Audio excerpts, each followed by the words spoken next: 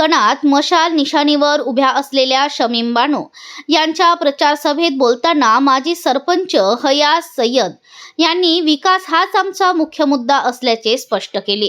सरपंच पदाच्या कार्यकाळात पाणी प्रश्न सोडविण्यासह गावातील विविध मूलभूत सुविधा देण्यात आपण यशस्वी ठरलो असल्याचा दावा त्यांनी यावेळी केला।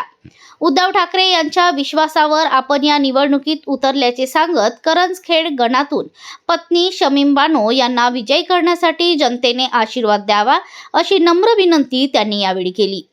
यावेळी जिल्हा परिषद गटासाठी माजी उपसभापती प्रकाश गाडेकर तर गणातून शमीम बानो या अधिकृत उमेदवारावर रिंगणात उतरल्याची माहिती त्यांनी पत्रकार परिषदेत दिली।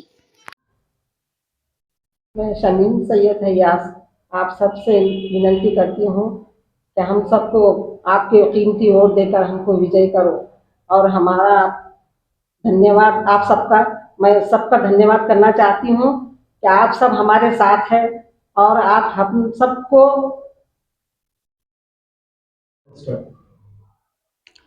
नमस्कार, मी सय्यद हयाज मोहिनुद्दीन व माझी पत्नी सौ शमीम बानो सय्यद हयाज ह्या पंचायत समिती गण 27 मधून निवडणूक लढवत आहेत। आज ही जी निवडणूक आहे ही विचारधारेची आणि विकासाची निवडणूक आहे। उद्धव बाळासाहेब ठाकरे यांच्या विचारांचा प्रभाव जनसामान्यामध्ये रुजला पाहिजे, त्यांची विचारधारा ही पुढे गेली पाहिजे आणि विकास हा महाराष्ट्रामध्ये झाला पाहिजे। त्या निमित्तानं मी उद्धव बाळासाहेब ठाकरे या गटाकडून माझी पत्नी सौ शमीम बानो ही पंचायत समिती निवडणूक करंजखेड गटामधून लढवत आहे। तुम्ही करंजखेड या गणामधून उमेदवारीचे दावेदार उमेदवार आहात, नेमकी विकासाचा मुद्दा कसा असणार?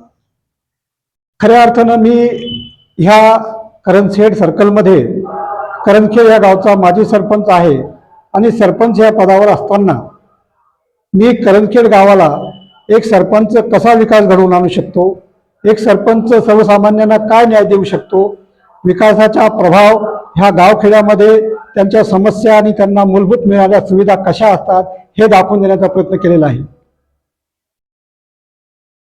एकंदरीत त्याचा फायदा तुम्हाला या निवडणुकीमध्ये होऊ शकेल? खऱ्या अर्थाने या करंजखेड गावामध्ये पाण्याची फार मोठी समस्या होती। ह्या करंजखेड गावच्या महिला डोंगर दऱ्यामधून 3-3 किलोमीटर मधून वरून पाणी आणत होत्या। त्यांच्या डोक्यावर सकाळ संध्याकाळ घागर ही असायची।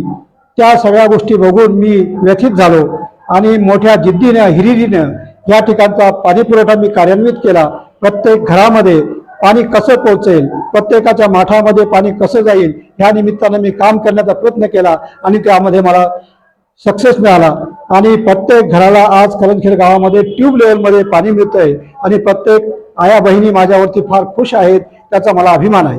एकंदरीत आता इथून पुढे विकासाचा मुद्दा कसा तुम्ही आखलेला आहे आणि निवडून आल्यावरती कसं असतं?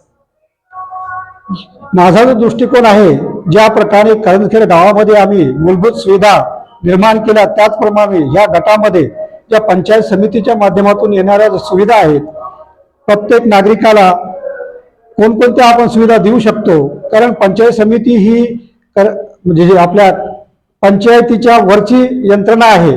त्यामुळं पंचायत समितीमार्फत येणाऱ्या प्रत्येक योजनेला मी या सर्कलमध्ये कार्यान्वित करण्याचा प्रयत्न करेल। जसे की प्रत्येक आया बहिणींना, ज्या विधवा आहे, वृद्ध आहे, त्यांना संजय गांधी निराधार योजनेतून आम्ही पेन्शन चालू करण्याचा प्रयत्न करू। प्रत्येक शेतकऱ्याला बी बियाणे, मोटारी, पंप अशा प्रकारच्या प्रत्येक सुविधा ज्या काही मिळतात पंचायत समितीमधून ते देण्याचा आम्ही प्रयत्न करणार आहोत। त्याच प्रकारे अपंग आहेत, ज्यांना घरकुलं नाहीत, बेघर आहेत, जे लोक पाण्यासाठी वणवण फिरत आहेत, ज्यांच्या शेतामध्ये पाणी नाही, अशा लोकांना पाणी कसं मिळेल, सिंचनाच्या माध्यमातून, तलावाच्या माध्यमातून त्यांना कशा सुविधा उपलब्ध करता येतील यासाठी आम्ही प्रयत्न करणार आहे। कालच उद्धव बाळासाहेब ठाकरे यांच्या दावेदार म्हणून अंबादास दानवे यांची प्रचार सभा झालेली आहे। करंजखेडमध्ये ही प्रचार सभा का लागली? करंजखेडमध्ये माननीय विरोधी पक्षनेते अंबादासजी दादा दानवे यांची सभा झाली आणि त्या सभेमध्ये त्यांनी आवर्जून सांगितलं की एका सुशिक्षित माणसाला एका सुशिक्षित कार्यकर्त्याला आम्ही न्याय दिलं, कारण त्या माणसाने जनसामान्यामध्ये स्वतःचं अस्तित्व बाजूला ठेवून काम केलेलं आहे. त्या माणसानं प्रत्येक घरामध्ये पाणी पोहोचवण्याच्या ज्या मूलभूत सुविधा आहेत त्या देण्याचा प्रयत्न केला आहे. स्मशानभूमी असू द्या, कब्रस्तान असू द्या, रस्त्यावरची लाईट असू द्या, रस्ते असू द्या, गल्लीबोळामध्ये सिमेंट कॉन्क्रीटचे रस्ते असू द्या, ह्या सर्व करण्याचा प्रयत्न त्यांनी केलेला. अशा प्रकारचं आव्हान जनतेला अंबादास दादा दानवे यांनी केलेलं आहे. आणि मी माजी सैनिक असल्यामुळं, भारतीय वायुसेनेमध्ये मी प्रशासनामध्ये काम केल्यामुळं, मला त्या प्रशासनाचा गाढा अभ्यास असल्यामुळं मी एकत्रित ह्या सुविधा कशा निर्माण करता येईल आणि कशा आणता येईल त्यासाठी मी प्रयत्न करत असतो. तुमच्या या गणामध्ये प्रमुख विरोधक कोणाला मिळतात? या गणामध्ये माझ्यासाठी कोणीही विरोधक नाही. याचं कारण असं आहे की माझा हा मुद्दा जो आहे फक्त विकासाचा मुद्दा आहे. मी विरोधक कोणालाच मानत नाही. विकासावर भर देतो आणि प्रत्येक नागरिकाला विकासासाठी, तळागाळातल्या लोकांना, ते कोणत्याही धर्माच्या असू द्या, कोणत्याही समाजाच्या असू द्या, माझ्यासाठी जसा देश सर्वप्रथम आहे तसंच माझ्या गावचे प्रत्येक नागरिक कोणत्याही समाजाचा असू द्या तो माझ्यासाठी प्रथम आहे. लास्ट डे जाताना तुम्ही करंजखेड गणातील मतदारांना काय आव्हान द्याल? मी करंजखेड गणातील प्रत्येक मतदाराला आव्हान करणार आहे. हात जोडून त्यांना विनंती करतो की माझी पत्नी सौभाग्यवती शमीम बानो ह्या मशाल या चिन्हावरती आणि 2 नंबरच्या मशीनवर 2 नंबरचं यांचं बटन असून त्यांनी सर्वांनी जर मला हे मतदान रूपी आशीर्वाद दिला तर निश्चितच मी पंचायत समितीवर जाऊन ह्या तालुक्याचा काया कसा पालट करता येईल त्यासाठी प्रयत्न करणार आहे. मी करंजखेड गटामधील आणि गणामधील प्रत्येक नागरिकाला, प्रत्येक मतदार बंधू आणि भगिनींना, जे आज नवतरुण उमेदवार मतदार सुद्धा या ठिकाणी समाविष्ट झाले, त्यांना विनंती करतो, आव्हान करतो की ह्या गटामध्ये जिल्हा परिषदेसाठी प्रकाश अण्णा गाडेकर हे मशाल या चिन्हावरती उभे असून त्यांचं चिन्ह 1 नंबरच्या मशीनवर 1 नंबरवर मशाल आहे.